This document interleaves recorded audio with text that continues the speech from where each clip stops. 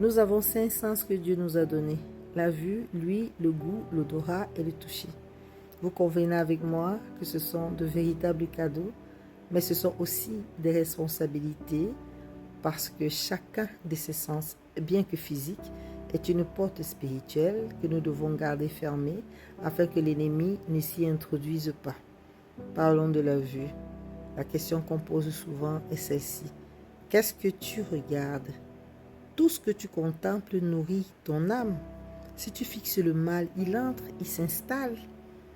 Des films et certaines séries de Netflix ou autres qui prônent la violence, le sexe, les divers abus, les choses impures, la pornographie, etc., peuvent conduire aux addictions. N'oublie pas que ce que tu tolères aujourd'hui va te contrôler demain. Par contre, si tu tournes ton regard vers Dieu, il illumine ton corps tout entier. Matthieu 6, 22 à 23.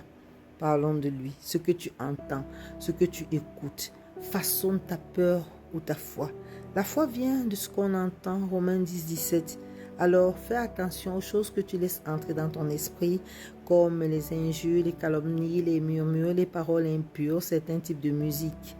Nous allons parler du goût ici qui représente ce à quoi on prend plaisir, c'est la porte du désir. Ton appétit spirituel ou physique révèle ta soif.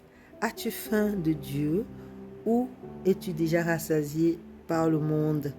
Si tu goûtes la présence de Dieu, tu ne peux plus avoir soif des choses impures. Et qu'en est-il du toucher? Ce que tu touches peut te bénir ou te salir.